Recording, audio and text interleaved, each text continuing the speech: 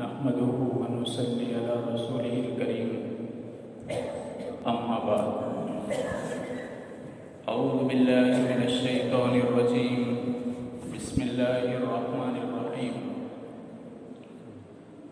وما آتاكم الرسول فخذوه وما نهاكم عنه فانتهوا وقال النبي صلى الله عليه وسلم أوصيكم بتقوى الله والسمع والطاعة وإن كان عبدا حبشيا فإنه من يعش منكم بعدي فسيرى اختلافا كثيرا وعليكم بسنتي وسنة الخلفاء الراشدين المهديين تمسكوا بها وعضوا عليها بالنواجذ او كما قال رسول اللہ صلی اللہ علیہ وسلم۔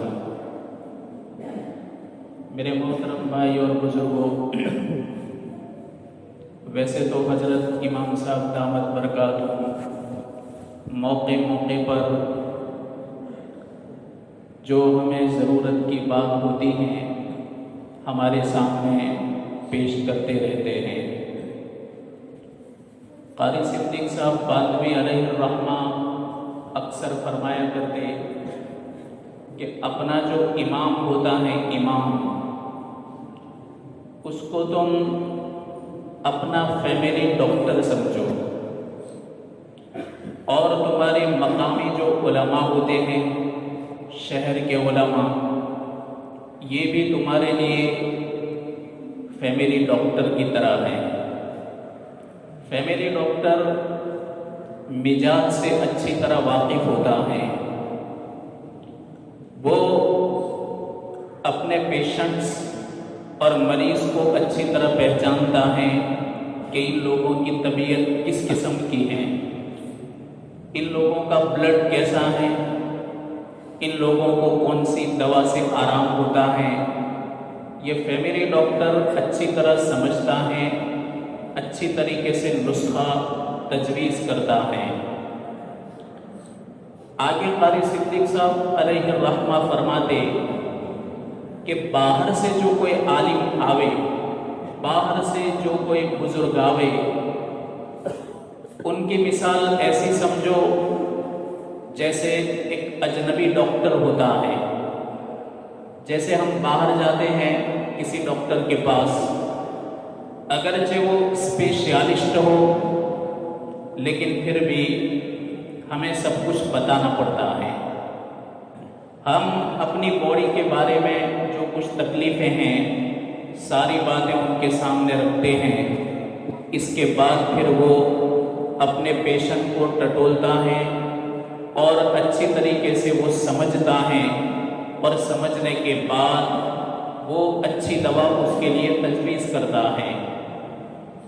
ہمارے یہاں علماء جو موقع پر محنت کرتے ہیں، موقع پر ضرورت کی باتیں بتلاتے ہیں، میرے بھائیوں یہ سب ہمارے فیملی ڈاکٹر ہیں۔ اللہ تبارک و تعالیٰ ان کی زبانی وہ باتیں کہلواتا ہے کہ جو ہمیں ضرورت کی ہوتی ہے اور ہم کو اس سے سنبھلنا ہوتا ہے۔ انسان بھولتا ہے، جس طریقے سے موسم بدلتا ہے تو اس کا کلائمیٹ بدلتا ہے، اور آب و ہوا بدلتی ہے، تقاضے بھی بدلتے ہیں۔ گرمی آتی ہے تو گرمی کی سیزن کے اندر پورا کلائمیٹ چینج ہو جاتا ہے، بدل جاتا ہے، اور زمین بھی گرمی کے موسم میں اپنی طبیعت کے مطابق چیزوں کی پیداوار کرتی ہیں۔ ٹھنڈی آئی، کلائمیٹ بدل گیا، آب و ہوا بدلی، ہمارا مزاج بدلا، زمین کا تیور بدلا۔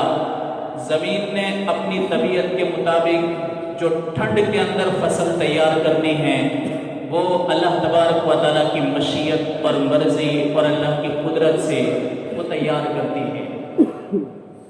اس طریقے سے ایک انسان ہوتا ہے، اس کے بھی موسم بدلتے ہیں۔ بچہ پیدا ہوتا ہے، روتا ہوا باہر آتا ہے، ماں ہے وہ خوش ہے، باپ خوش ہیں، مٹھائی تقسیم ہو رہی ہے، خوشی کے طور پر کچھ دیا جا رہا ہے، کچھ لیا جا رہا ہے، لیکن بچہ رو رہا ہے۔ سب راضی ہیں، سب ہنس رہے ہیں، وہ تنہا رو رہا ہے۔ رونے میں اس کا کوئی سپورٹ کرنے والا نہیں ہے، وہ رو رہا ہے، اس کے رونے کے ساتھ کوئی رونے والا نہیں، وہ اکیلا ہی رونے والا ہے، باقی جتنے ہیں سب خوشیوں کے اندر مشغول ہیں۔ جاتا ہے انسان، دنیا سے رخصت ہوتا ہے، وہ خاموش ہوتا ہے، لوگ روتے ہیں، خاموشی کے اندر اس کو سپورٹ کرنے والا کوئی نہیں ہے، چپ چاپ وہ دم توڑ دیتا ہے، تکلیفوں کو سہتے ہوئے، برداشت کرتے ہوئے، اور پھر وہ اللہ سے جا ملتا ہے۔ اس وقت بھی اس کو سپورٹ کرنے والا کوئی نہیں ہوتا، حالات بدلے، سپورٹ کرنے والا کوئی نہیں۔ یہ ایک بہت بڑی علامت ہے۔ اللہ تعالیٰ فرماتے ہیں کہ میرے بندے، آیا تو بھی اپنے مجاز کو لے کر آیا تو رویا، تجھے کسی نے سہارا نہیں دیا، تیرے رونے کے ساتھ کوئی نہیں رویا، تو گیا تو تیری خاموشی کے ساتھ کوئی خاموش نہیں رہا، بلکہ لوگ روتے رہے۔ جاتے وقت بھی تنہا، آتے وقت بھی تنہا، درمیان میں کیا؟ اللہ فرماتے ہیں یا ایھا الانسان انک کادح الی ربک کدحا فملاقیہ۔ انسان تو دنیا کے اندر تکلیف سہ کر کے اپنے رب سے جا ملتا ہے، درمیان میں بھی تیرے ساتھ کوئی نہیں۔ موسم انسان کی عمر کے بدلتے ہیں۔ ابھی ہماری یہ چھوٹی نسل ہے، ان کے شوق الگ ہیں، چھوٹے چھوٹے کھلونے وہ لے کر خوش ہو جاتے ہیں، گیند سے خوش ہو جاتے ہیں۔ اب یہ کچھ بڑے ہوں گے تو ان کا شوق الگ ہوگا، اب وہ گیند اور لٹو کو اور کھلونوں کو اس عمر میں جا کر کے پسند نہیں کریں گے، وہ مذاق کریں گے۔ اس کے بعد شادی کا موقع آئے گا، اس وقت ان کی دھن اور ہوگی، اور پھر ادھیڑ عمر کے ہوں گے تو اور دھن ہوگی، بڑھاپے کی طرف جائیں گے تو کچھ اور دھن ہوگی۔ حالات اور موسم انسان کے بدلتے ہیں، اور جس طریقے سے زمانہ بدلتا ہے اس طریقے سے لوگوں کا مزاج بھی بدلتا ہے اور زمانے کے تیور بھی بدلتے ہیں۔ تو جب جب موقع ہوتا ہے، جب جب سیزن بدلتی ہے، ہر چیز چینج نظر آتی ہے، اسی طریقے سے انسان کے اندر بھی چینجنگ ہوتی ہے۔ میرے بھائیوں، جب چینجنگ کو علماء دیکھتے ہیں، اس کے مطابق نسخہ تیار کرتے ہیں۔ کتنی محنتیں ہو رہی ہیں پوری دنیا کے اندر، کتنی محنت ہو رہی ہے صرف ایک نسبت سے کہ انسان رہے، انسان سے جانور نہ بن جائے۔ اب وہ بھولتا ہے، اس لیے بار بار تنبیہ ہوتی ہے، انسان بھولتا ہے، بار بار تنبیہ ہوتی ہے۔ اللہ تعالیٰ نے آدم علیہ السلام کو جب پیدا کیا، اللہ نے اپنا ہاتھ، ہمارے ہاتھ کی طرح نہیں ہے لیکن حدیث میں جو الفاظ ہیں اس کے مطابق مفہوم بیان کرتا ہوں، مشکات شریف کی روایت ہے۔ اللہ نے اپنے دست قدرت سے آدم علیہ السلام کی جتنی بھی ذریت قیامت تک آنے والی تھی، اللہ نے ایک میدان کے اندر ان کو کھڑا کر دیا۔ آدم علیہ السلام کی نسل آپ کے حابیل قابیل سے لے کر کے قیامت تک کی نسلیں آدم علیہ السلام کے سامنے موجود ہیں۔ آدم علیہ السلام نے میدان کے اندر دیکھا، اللہ سے پوچھا کہ میرے رب یہ کیا ہے؟ کہا یہ تیری اولاد ہے۔ کہا اتنی ساری؟ کہا یہ سب قیامت تک آنے والی سب نسلیں ہیں۔ اللہ نے ہر ایک کی پیشانی پر دو آنکھوں کے بیچ میں ادھر وَبِسَطًا مِّن نور، نور کی کرن رکھی ہر ایک کو۔ آپ کی پیشانیوں پر بھی تھی، میری پیشانی پر بھی تھی، اور جو دوسری دنیا کے اندر آباد ہیں سب کی پیشانیوں پر تھی، قیامت تک آنے والی نسلیں کی پیشانیوں پر تھی۔ آدم علیہ السلام نے جب دیکھا تو ایک آدمی کی چمک ان کو بہت اچھی لگی، بیچ کی چمک اتنی پیاری لگی آدم علیہ السلام نے اللہ سے پوچھا کہ میرے رب یہ کون ہے؟ کہا کہ یہ داؤد ہے، داؤد علیہ السلام۔ کہا اس کی پیشانی پر جو چمک ہے بڑی پیاری ہے۔ کہاں؟ آدم نے کہا اس کی عمر کتنی؟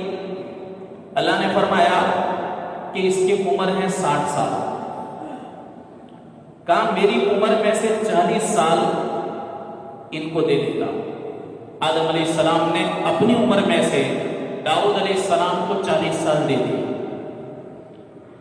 اب آدم علیہ السلام کو اللہ تعالیٰ نے دنیا میں اتارا۔ آدم علیہ السلام اپنی عمر کو پوری کرتے رہے۔ جب بالکل قریب ہونے آئی، ابھی 40 سال باقی تھے، ویسے اللہ نے جو مقدر فرمائے تھے ان میں 40 سال باقی تھے کہ آئے اسرائیل نے آدم کو کہا کہ آدم تیاری کر لو۔ کہا کس بات کی؟ کہاں جانے کا ہے؟ کہا تجھے پتا ہے 40 سال باقی ہے؟ کہا کہ تجھے یہ بھی معلوم ہے کہ 40 سال تو نے داؤد علیہ السلام کو دیے تھے۔ آدم کہنے لگے کہ کب دیے تھے؟ کہا رہے تجھے معلوم نہیں ہے؟ جب اللہ تعالیٰ نے عالم ارواح کے اندر سب کو جمع کیا، اس وقت تک تجھ کو اس کی چمک پیاری لگی تو تو نے کہہ دیا کہ میری عمر سے 40 سال اس کو لگا دے۔ تو اب آپ کے 40 سال باقی رہ گئے تھے، لیکن چونکہ وہ ٹرانسفر ہو چکے ہیں اس لیے آپ کو چلنا ہے۔ آدم علیہ السلام نے کہا بھائی میں نے نہیں دیے ہیں، ایسا کوئی واقعہ ہی نہیں ہوا۔ اللہ کے نبی فرماتے ہیں کہ آدم بھولے تو ان کی ذریت بولتی ہیں، نسیان ہوتا ہے۔ آدم علیہ السلام چوک گئے، ان کی نسل بھی چوک کرتی ہیں۔ جب ہمارے اندر چوک ہے، ہمارے اندر بھول ہے، اللہ تبارک و تعالی اپنے بندوں کے ذریعے ہمیں جھنجھوڑتا ہے اور اللہ تعالی ہمیں تنبیہ کرواتا ہے تاکہ ہم بھول میں غفلت والی زندگی گزارتے ہوئے اللہ سے اس حال میں نہ ملیں کہ ہم سب غافلین میں شمار ہو جائیں اور ہمارا حشر اللہ تعالیٰ غافلوں میں کر دے۔ اس سے اللہ تبارک و تعالیٰ ہماری حفاظت فرمائے۔ سنا ہوا ہوتا ہے، سنا ہوا بڑا کام لگتا ہے، سنا ہوا ایک دن بھی کام آئے گا۔ مسجدوں کے اندر ہونے والی بات، اللہ اور اس کے رسول کی بات، کہنے والا کوئی بھی ہو، بات صرف اللہ اور اس کے رسول کی ہے۔ میرے بھائیوں، ایک نہ ایک دن کام ضرور آئے گی۔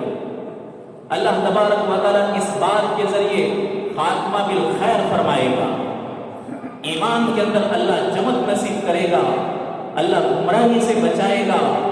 گمراہوں کا سابقہ پڑا تو اللہ تعالیٰ گمراہی سے بچا لے گا۔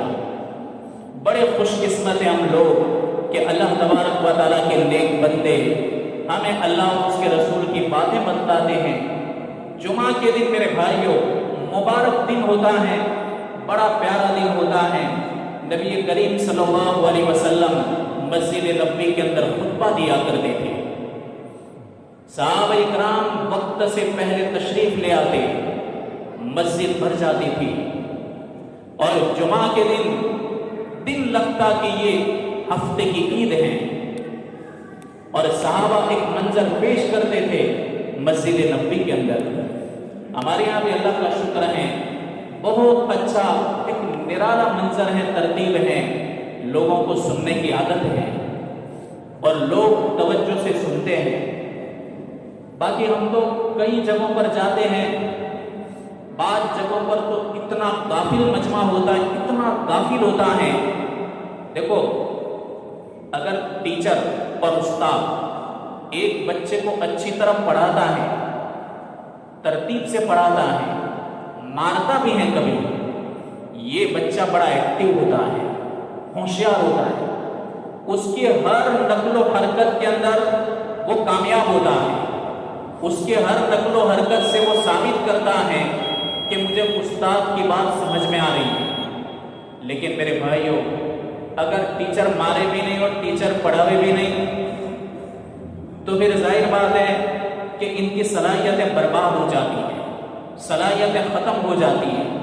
اس طریقے سے مسجد کے اندر آنے والا مجمع بھی بس اسی کے مطابق ہوتا ہے کہ یہاں مسجدوں کے اندر بات سننے کے عادی ہوتے ہیں، توجہ کے ساتھ سنتے ہیں اور سمجھتے ہیں۔ اللہ تبارک و تعالیٰ ان کی صلاحیتوں کو بیدار کرتا ہے، اللہ ان کو حلال اور حرام کی تمیز عطا کرتا ہے، غلط اور صحیح کی تمیز عطا کرتا ہے، سنت اور غیر سنت کے درمیان میں یہ فرق کرتے ہیں، اس لیے کہ ان پر محنت ہوئی ہے۔ صلاحیت اجاگر، اللہ نے ہر ایک کے اندر صلاحیت رکھی۔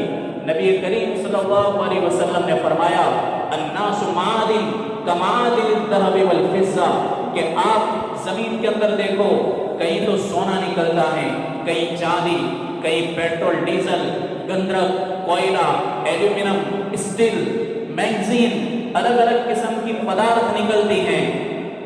ہر زمین کچھ نہ کچھ ہم اپنے اندر لیے ہوئے ہیں، ہر زمین۔ اگر وہ زمین بنجر ہے تو بنجر زمین کے اندر سونا بھی ہوتا ہے، بنجر زمین کے اندر کوئلہ بھی ہوتا ہے، بنجر زمین کے اندر اسٹیل کا جو پدارتھ ہوتا ہے وہ بھی ہوتا ہے۔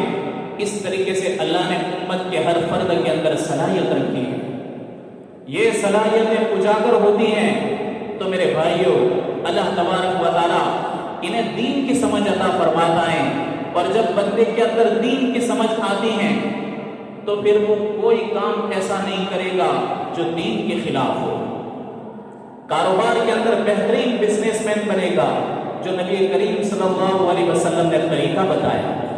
شادی کرے گا تو شادی کے اندر انہی سنتوں کی طرف توجہ کرے گا کہ جو نبی کریم صلی اللہ علیہ وسلم نے بتائی۔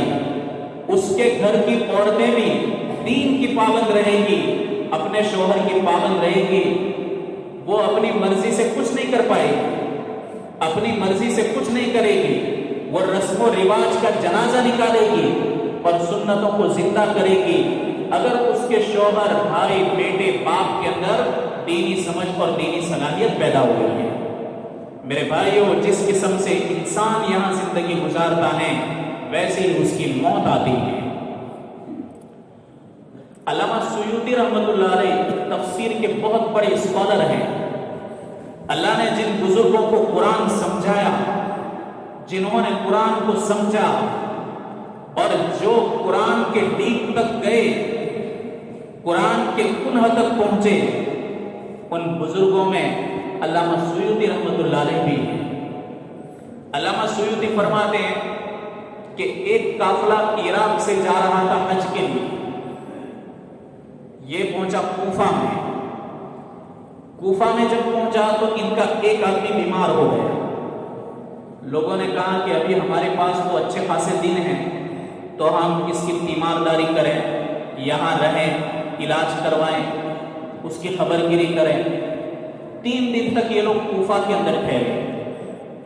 تیسرے دن اس کی طبیعت اور بگڑ گئی اور اس نے دم توڑ دیا، مر گیا بیچارہ۔ اب لوگوں نے کہا کہ یہ تو اللہ کے راستے میں ہے، اللہ تعالیٰ اس کا حشر کن لوگوں میں کرے گا؟ جو اللہ تبارک و تعالیٰ کے حکموں کو پورا کرنے کے لیے سفر کرتے ہیں، ان لوگوں کے ساتھ اللہ ان کا حشر کرے گا۔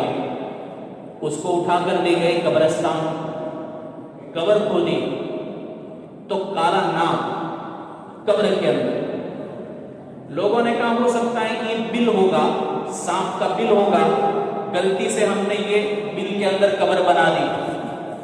دوسری جگہ کھودی، دوسری جگہ پر بھی وہی سانپ، تیسری جگہ پر تو وہی سانپ۔ اب یہ لوگ ڈر گئے، انہوں نے کہا کہ معاملہ دوسرا ہے، یہ سانپ والا معاملہ نہیں ہے۔ قافلہ کے امیر نے کہا کہ کوفہ شہر قریب ہے، وہاں عبداللہ ابن عباس رضی اللہ تعالیٰ عنہ کی حاضری ہے، تو حضرت عبداللہ ابن عباس ترجمان القرآن صحابہ میں سے، ان سے جا کر کے معاملہ پیش کریں، ان کو یہ واقعہ سنائیں، تو وہ جو صلاح دے اس کے مطابق ہم عمل کریں گے۔ اب یہ قافلہ گیا، پوچھا کہ حضرت ہمارے ایک آدمی کے ساتھ ایسا ہوا۔ ابن عباس نے فرمایا کہ دیکھو وہ سانپ نہیں ہے، وہ سانپ نہیں ہے۔ تو کہا تو ہیں کیا؟ کہا وہ سانپ نہیں، وہ جو رہ کر کے دنیا کے اندر رہ کر کے جو عمل کر رہا تھا، ان اعمال میں سے سب سے بدتر عمل ہوگا جس عمل سے وہ باز نہیں آیا، جو عمل اللہ اور اس کے رسول کے دین کے خلاف ہوگا، یہ عمل تم کو سانپ کی شکل میں دکھائی دے رہا ہے۔ تو کہا حضرت اب ہم کیا کریں؟ کہا اب تم پوری زمین بھی اگر کھودو گے، پوری زمین کھود ڈالو گے، ہر جگہ پر یہی سانپ تمہیں نظر آئے گا۔ کہا اسی سانپ کے ساتھ دفن کر دو۔ اس کو اٹھایا اور قبر کے اندر رکھ رہے تھے تو وہی بڑا سانپ زہریلا ناگ اسی قبر میں تھا، دفن کر دیا۔ اب یہ تو چلے گئے حج سے واپسی ہوئی، گھر پہنچے، خبر دی اس کی بیوی کو۔ انہوں نے جاننا چاہا کہ یہ آدمی تو بھلا مانس تھا، سیدھا آدمی تھا، دیندار بھی تھا، آخر اس کے دین کے اندر وہ کون سی کمی تھی کہ جس نے اتنا بھیانک منظر ہمیں دکھایا؟ بیوی کہنے لگی دیکھو نماز کا تو بڑا پابند تھا، دین اسلام نمازوں کا نام نہیں ہے، دین اسلام روزوں کا نام نہیں ہے، وہ تو دین اسلام کا ایک حصہ ہے۔ دین اسلام تو معاملات، معاشرت، اخلاق، پھر عبادت، یہ سب کچھ مل کر کے ایک دین بنتا ہے۔ ہم نے خالی اسلام کو باندھ دیا ہے نمازوں کے اندر، ہم نے اسلام کو باندھ دیا ہے صرف رمضان کے روزوں کے اندر۔ دین اسلام خالی عبادت کا نام نہیں ہے بلکہ عبادت ایک حصہ ہے۔ اس کی بیوی نے کہا عبادت کا بڑا پابند تھا، لیکن یہ آدمی جو دھندا کرتا تھا کاروبار میں بڑا خیانت تھا، خیانت کرنے والا تھا۔ کہا کیسے؟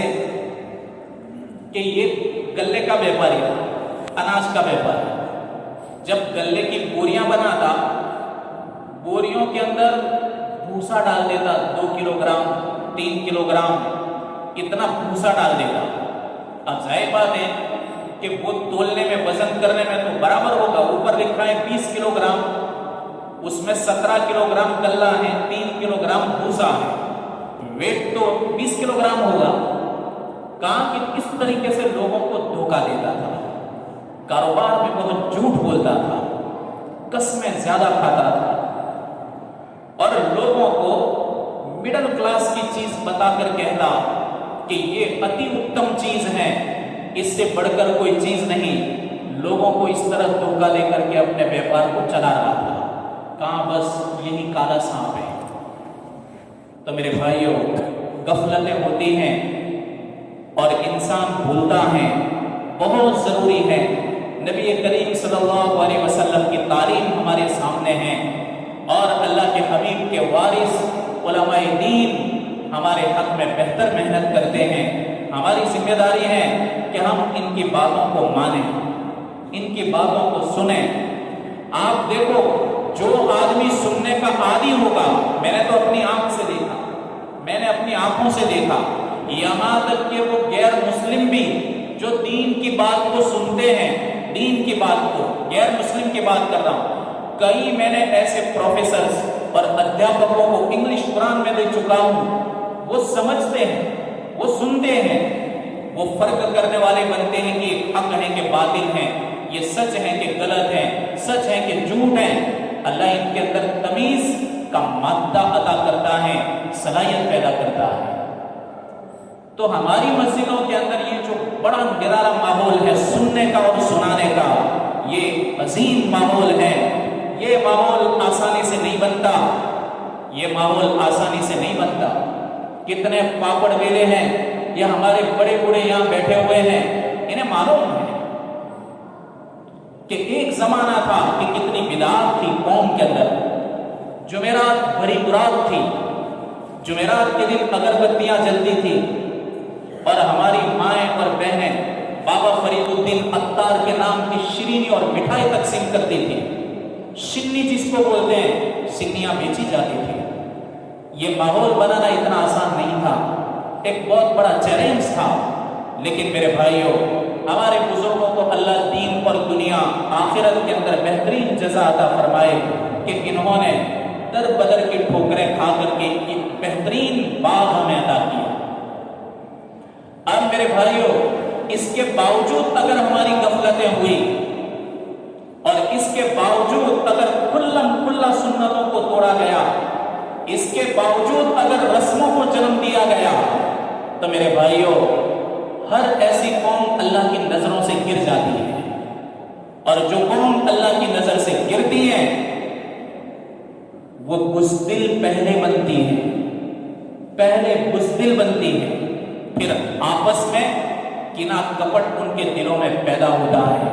یاد رکھو، اپنی بات نہیں کر رہا، علماء ربانیین کی بات کر رہا ہوں۔ اللہ تبارک و تعالیٰ ایسی قوم کو بزدل بناتا ہے اور پھر لوگ آپس میں حسد کرنے لگتے ہیں۔ یہ بیماریاں دل کی پیدا ہوتی ہیں، دلی بیماریاں پیدا ہوتی ہیں جو قوم اللہ کی نظر سے گرتی ہے۔ اللہ تبارک و تعالیٰ ہم کو ان باتوں پر عمل کرنے کی توفیق عطا فرمائے۔ آپ نے مولانا رومی رحمۃ اللہ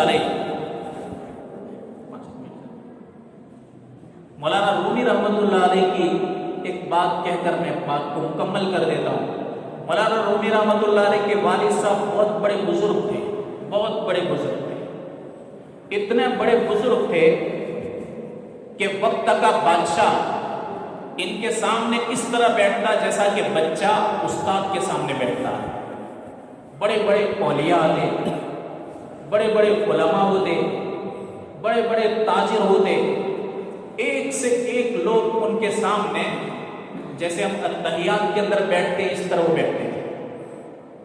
ایک بار بادشاہ خود آیا، بادشاہ کے دل کے اندر ایک بات آئی کہ میرے دربار میں تو اس طریقے سے لوگ نہیں بیٹھتے، میرے دربار میں ایسا جماوڑا نہیں ہوتا، کاش کہ میرے دربار کے اندر بھی لوگ اسی طرح آتے۔ اب مولانا رومی رحمۃ اللہ علیہ کو ان کے والد صاحب کو اللہ نے الہام فرمایا کہ بادشاہ کی نیت بدل رہی ہے۔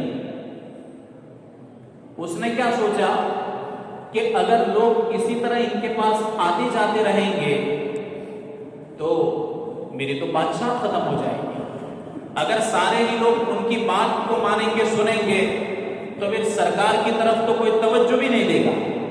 وہ ڈر گیا۔ بادشاہ پہلے ڈرتے ہیں، ان کو پہلے کرسی کی فکر ہوتی ہے، اور انہیں معلوم ہے کہ دیندار اور دین کے پکے پیدا ہوتے ہیں وہاں گھاسلے کے آپ و آپ رفو چکر ہو جاتے ہیں۔ سعودیہ کو دعوت و تبلیغ کی نسبت سے کیوں خطرہ ہوا؟ یہی خطرہ ہوا کہ اگر یہ پاک محنت اور یہ اللہ کے حبیب والی محنت جو ختم نبوت کے صدقے میں اس امت کو دی گئی ہے، اگر اس ملک کے اندر آ گئی تو یہاں مسلمانوں کی حکومت نہیں ہوگی، اسلام کی حکومت ہوگی۔ مولانا الیاس رحمۃ اللہ علیہ مسجد کے اندر بیٹھے ہوئے تھے، ایک بہت بڑے عالم دعا کر رہے تھے، یا اللہ مسلمانوں کو حکومت عطا فرما، مسلمانوں کو حکومت عطا فرما۔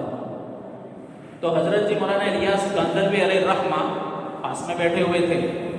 جب وہ دعا سے فارغ ہوئے تو آپ نے کہا کہ عالم صاحب آپ کیا فرما رہے تھے دعا میں؟ کہا کہ حضرت جی میں یہ دعا کر رہا تھا کہ ہماری حکومت جو چلی گئی مسلمانوں کی، اللہ ہمیں دوبارہ کہیں اس طرح نہ مانگو، یہ غلط دعا کر رہے ہو، دعا یوں کرو کہ یا اللہ مسلمانوں کو حکومت نہیں، اسلام کو حکومت عطا فرما۔ مسلمانوں کی حکومت ہوگی تو اسلام ان کے ہاتھ میں آئے گا، اپنی مرضی سے اسلام کو یوز کریں گے، اور اسلام کی حکومت ہوگی تو اسلام کے ہاتھ میں مسلمان ہوں گے اور اسلام راج کرے گا۔ انہیں معلوم ہے کہ اگر یہ اللہ کے حبیب کے صدقے میں ملی ہوئی محنت اگر اس ملک کے اندر ہوتی رہی تو یہاں عیش پرستوں کی حکومت نہیں ہوگی، یہاں اللہ اور اس کے رسول کی حکومت ہوگی۔ تو بادشاہوں کو ہمیشہ خطرہ رہتا ہے اور وہ ہر زمانے میں رہتا ہے، اس سے کوئی فرق نہیں پڑتا۔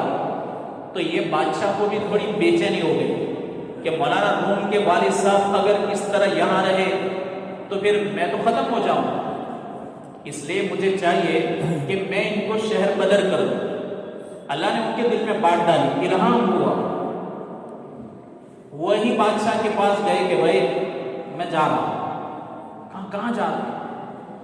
کہا کہ بس میں نے سوچ لیا کہ میرے لیے اس بستی کے اندر رہنا مناسب نہیں ہے، تو میں یہ آپ کا شہر چھوڑ رہا ہوں۔ کہا آپ کو کسی نے ستایا؟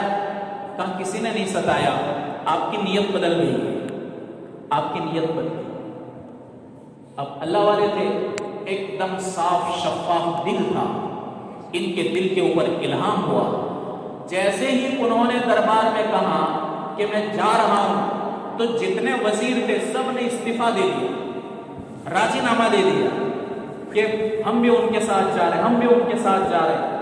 اس کے بعد بڑے بڑے تاجروں نے کہا ہم بھی ان کے ساتھ جا رہے ہیں۔ بادشاہ نے سوچا کہ یہ سب چلے جائیں گے تو پھر اس ملک کا کیا ہوگا؟ اگر روح ہی چلی گئی تو پھر جسم کی کیا ضرورت ہے؟ تو بادشاہ نے معافی مانگی اور کہا حضرت میں معافی چاہتا ہوں، क्षमा چاہتا ہوں کہ آپ جب وہاں میں نے آپ کا جلال دیکھا اور میں نے آپ کا دبدبہ دیکھا تو میرے دل کے اندر تھوڑی غلط نیت آ گئی تھی، تو مجھے آپ نصیحت کرو۔ کائے کی نصیحت ہے، میں جو دین بتاؤں اس کے مطابق چل، ویسا ہی لوگ اکرام کریں گے جس طریقے سے تو میرا دیکھ رہا ہے۔ میں بھی تیرے پاس آؤں گا، تیرے قدموں میں میں بھی بیٹھوں گا، اگر تو میرے نبی کے لائے ہوئے طریقے پر چلا تو میں بھی تیرے گھر آ کر تیرے قدموں کے اندر بیٹھوں گا۔ میرے بھائیوں، اللہ تبارک و تعالیٰ نے ہمیں بہترین دین عطا فرمایا۔ اللہ تبارک و تعالیٰ کہنے سننے سے زیادہ عمل کی توفیق عطا فرمائے، اور ہر قسم کے رسم و رواج خرافات سے اللہ ہماری حفاظت فرمائے۔